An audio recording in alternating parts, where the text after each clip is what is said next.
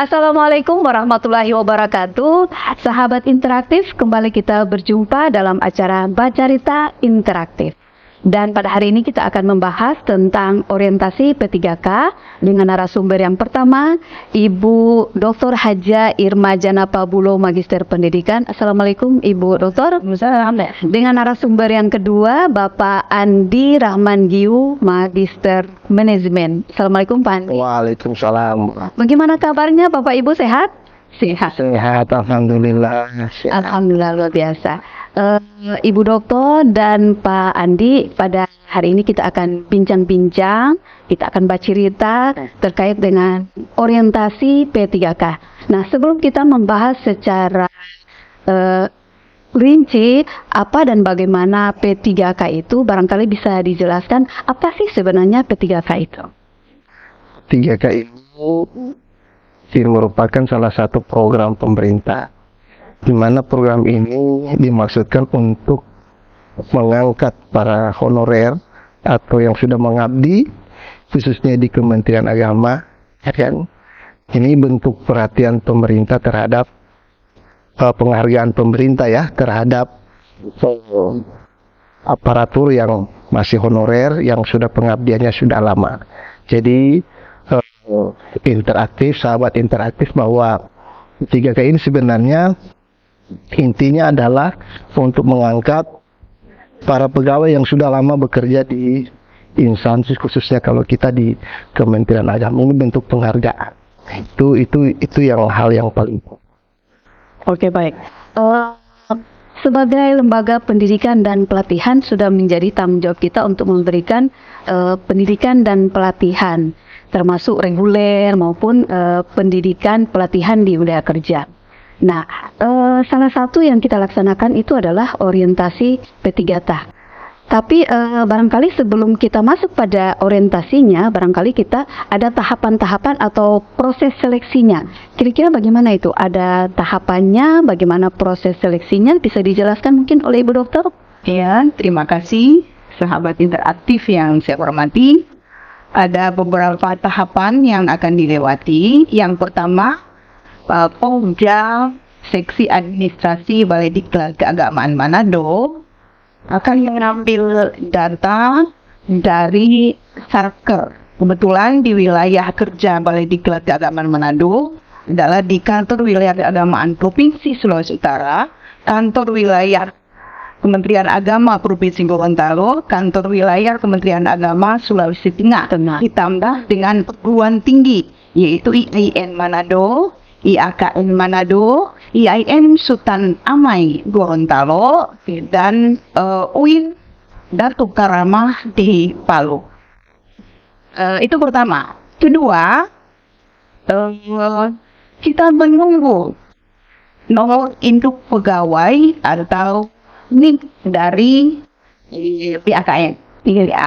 Kalau NIK-nya sudah keluar, kemudian langsung terkonek dengan MOOC di lembaga administrasi negara dan di Sindiklat Badan Litbang Kementerian Agama Republik Indonesia. Kemudian yang ketiga, peserta yang sudah terkonek tadi akan mengikuti MOOC selama 10 hari. Dalam mengikuti proses MOOC itu, mereka di akhir pembelajaran asinkronus itu mereka akan ujian yang mendapat nilai 70,1 dinyatakan berhak untuk mengikuti pelatihan klasikal. Setelah itu, maka Balai Diklat Keagamaan Manado mengundang peserta P3K untuk mengikuti orientasi di Balai Diklat Keagamaan Manado. Itulah prosesnya. Oh iya. Baik, bagaimana dengan materinya? Apakah sama materi orientasi P3K dengan pelatihan yang lain? Memang kalau untuk materi pada dasarnya sama ya. Cuman kalau pemirsa perlu ketahui, pemirsa interaktif perlu ketahui bahwa materi yang ada dalam P3K ini lebih ke orientasi kan, karena nama diklatnya itu orientasi P3K. Jadi di situ kita perkenalkan tentang struktur kita, struktur Kementerian Agama. Juga di situ kita perkenalkan tentang bagaimana meningkatkan kinerja, dan juga ada beberapa kebijakan tentang kepegawaian. Itu semua dimasukkan dalam substansi materi dalam P3K itu sendiri, karena sifatnya orientasi. Karena mungkin pemerintah menganggap bahwa mereka ini sudah bekerja, sehingga hanya perlu untuk diberikan orientasi, ya kan, dan juga sedikit tentang bagaimana peningkatan kinerja itu sendiri. Ada kalau untuk materi substansi ada 4 ya. 4 apa tentang struktur organisasi, kinerja, ya kan. Di situ ada visi dan misi Kementerian Agama itu seperti apa, ya kan.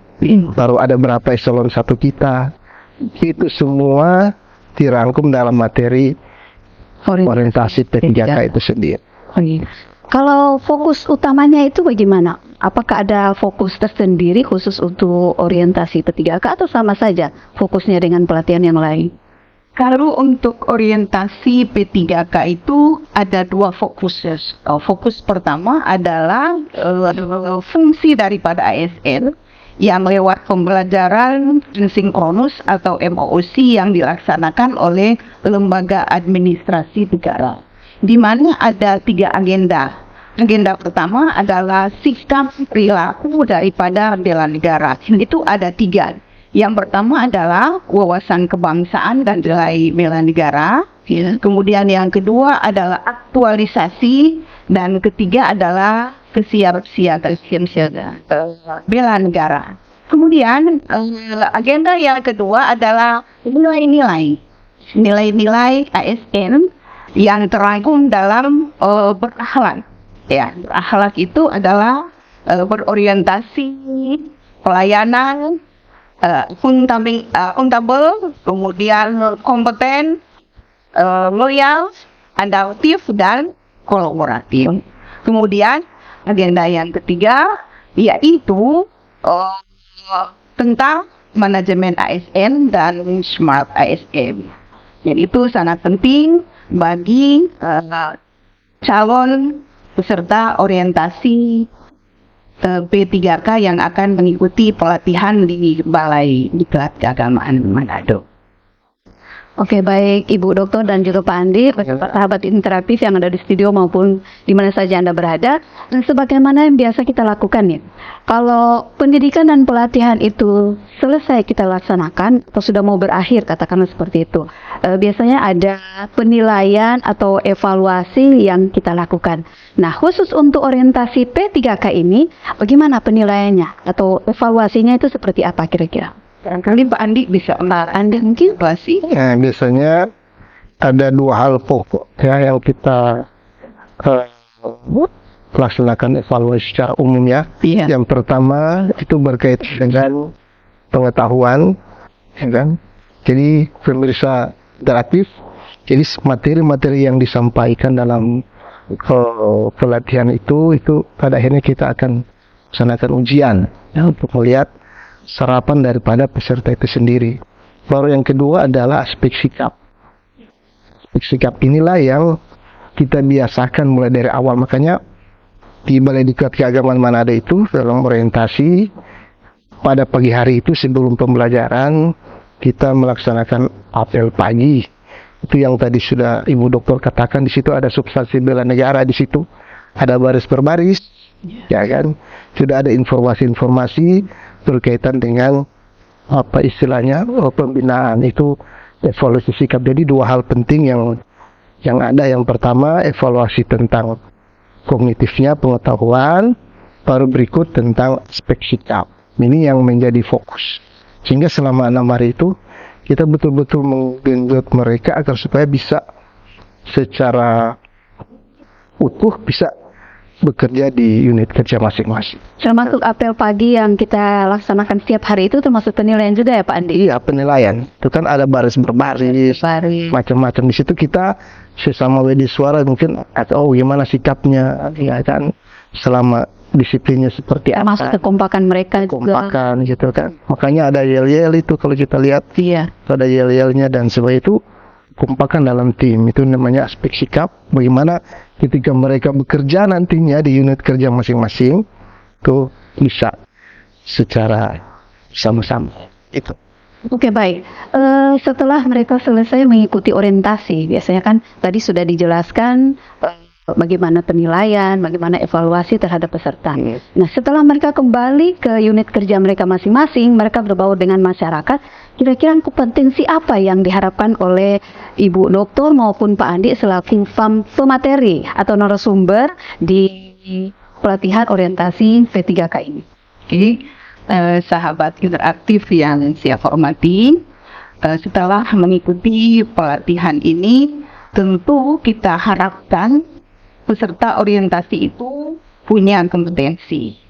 Pertama tadi adalah sebagai ASN, dia harus melaksanakan tugas secara profesional dalam pelayanan yang excellent, berbasis berpahala tadi. Kemudian punya sikap etika, punya sikap disiplin sesuai dengan materi yang akan diberikan kepada peserta-peserta pelatihan orientasi P3K. Materi tentang bagaimana struktur organisasi, bagaimana manajemen ASN, bagaimana etika itu diharapkan kompetensi yang mereka dapatkan itu mereka dapat adaptasi, mereka dapat implementasikan di tempat tugas di satuan kerjaan mereka masing-masing. Itu yang saya harapkan kepada peserta orientasi P3K. Ya, sehingga barangkali tidak hanya menggugurkan kewajiban saja ya, karena sudah diberikan tugas oleh pimpinan sehingga mau tidak mau ikut seperti itu, sementara realisasinya di masyarakat itu tidak sesuai dengan harapan para narasumber maupun lembaga kita sebagai pendidikan dan pelatihan. Seperti itu ya barangkali Ibu Doktor, Pak Andi. Baik, Ibu Doktor maupun Pak Andi dan pemirsa yang ada di rumah, barangkali mudah-mudahan para alumni orientasi P3K sempat menonton acara ini, baik yang dilaksanakan di Manado maupun di Balai Diklat yang lain. Sebagai narsum pada orientasi P3K, tentunya ada pengalaman-pengalaman atau suka duka yang bisa berbagi bersama dengan kita agar supaya para peserta alumni yang ada di luar sana bisa mengetahui dan bisa memahami kira-kira apa pengalamannya ketika mengajar di orientasi P3K ini. Ya. Mungkin saya dulu ya, Ya, silakan. sahabat interaktif yang saya hormati dan banggakan. Pengalaman suka dan duka sebagai media suara memberikan materi orientasi P3K ini sebenarnya sukanya banyak. Contohnya kita happy ya sharing idea dengan peserta orientasi. Bahkan dari peserta karena mereka sudah lama honor dan sudah banyak pengalaman, dari pengalaman-pengalaman mereka itu yang bisa kita ambil sebagai pembelajaran juga. Dan yang kedua, karena kita Balai Diklat Keagamaan Manado itu ada di wilayah kerja di 3 provinsi, di situ juga kita makin banyak saudara kenalan dari orientasi P3K, sehingga dan juga di perguruan tinggi, sehingga kita makin banyak sahabat di dalam pertemuan orientasi P3K. Kalau dukanya sepertinya tidak terlalu banyak. Tetapi mungkin dalam pembelajaran ada yang kurang atau ngantuk. Tetapi ada cara kami WDI Suara itu membangunkan kembali lewat ice breaking. Kalau Pak Andi Mungkin dari Pak Andi Oke, kalau saya sukanya tadi sudah banyak, ya pemirsa interaktif. kalau saya lihat dari sisi dukanya itu beberapa peserta yang saya lihat di instansi mereka merasa seperti orang kedua ya. Kita kok cuma P3K, kami ada PNS. Ada perasaan Iya, mirip kayak gitu ya perasaan Pak ya. Makanya dalam mengajar, saya selalu katakan bahwa apapun pekerjaan itu, anak sebagai P3K atau sebagai PNS, itu adalah sama karena kita adalah ASN. Itu yang selalu sehingga saya ingin agar supaya peserta itu termotivasi untuk bekerja. Jangan sampai di daerah nantinya ketika mereka sudah kembali, kayak semuanya berganti nama saja, honorer jadi P3K. Iya. Pekerjaannya jadi seakan-akan mereka jadi orang kedua. Padahal ini kan sama kalau kita lihat undang-undang ASN itu sendiri. Itu yang selalu saya berikan motivasi. Pengembangan diri harus bekerja sesuai dengan tugas. Walaupun memang dari sisi kebijakan mereka harus lebih efektif karena kan itu kontraknya setiap tahun kan. Jadi kalau dia tidak sesuai dengan kontrak, ya nantinya kan unit kerja masing-masing bisa apa istilahnya memutuskan kontrak atau apa mungkin lebih beresiko gitu. Jadi mereka juga harus menunjukkan kinerja mereka. Makanya bagus juga ya kalau kita di Balai Diklat Keagamaan Manado setelah mereka apa istilahnya setelah selesai orientasi kita ada yang namanya istilahnya program pasca pelatihan, evaluasi pasca pelatihan. Ini dalam rangka kita melihat bagaimana sih ya. Jadi pemirsa itu Balai Diklat pemirsa interaktif ya. Jadi Balai Diklat itu setelah mereka lulus dari sini kita tidak biarkan. Ada yang namanya evaluasi pasca pelatihan. Ini program agar supaya kita melihat rentang kendali kualitas daripada alumni P3K itu sendiri. Barangkali bisa dijelaskan Pak Andi, evaluasi pasca pelatihan itu bagaimana? Kita kunjungi mereka atau mereka yang kita undang ke sini? Ya, pasca pelatihan itu sebenarnya ada dua. Ada secara online, ada secara offline. Itu. Kalau online biasanya kita bikin dalam bentuk apa itu Google Form atau apa. Juga ada yang kunjungan langsung ke daerah. Kita akan melihat sejauh mana pemberdayaannya dan kita akan coba menggali informasi apakah materi-materi yang kami sampaikan itu sangat substansial atau tidak. Ya. Jadi pemirsa interaktif. Jadi itulah yang kebijakan program kediklatan sekarang ini. Kalau dulu mungkin hanya selesai diklat selesai. Tapi kalau sekarang kita coba untuk melihat apa sih yang dibutuhkan di daerah dan apa yang sudah mereka lakukan ketika mereka kembali ke unit kerja masing-masing. Itu yang paling pokok. Oke, baik. Ibu Dr. Haja Irma Bulo dan Pak Andi, luar biasa cerita kita pada hari ini. Semoga ini menjadi inspirasi bagi kita semua, menambah ilmu, menambah wawasan, menambah pengetahuan, khususnya bagi adik-adik yang sudah selesai mengikuti orientasi maupun yang baru akan mengikuti orientasi P3K. Terima kasih atas kebersamaannya Ibu Dokter dan Pak Andi. Semoga apa yang kita ceritakan hari ini menjadi pengalaman yang sangat berharga bagi kita semua. Dan sekali lagi terima kasih, salam sehat dan sukses selalu. Sahabat interaktif yang ada di studio maupun di mana saja Anda berada, demikian bincang-bincang kami dengan kedua narasumber yang sangat luar biasa. Dan terima kasih sekali lagi dari kami akhiri dengan ucapan wassalamualaikum warahmatullahi wabarakatuh.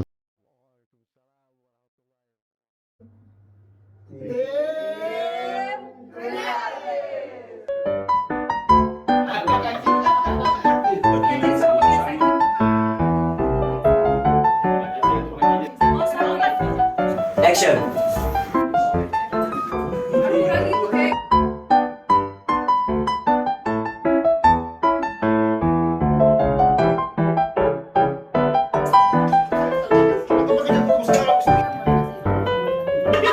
Begitu dia makanya. Jangan keluar, kan?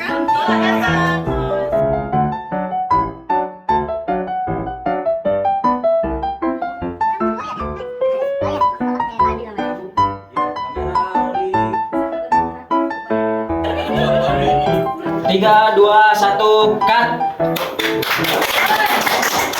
Jangan langsung bilang apa di tengah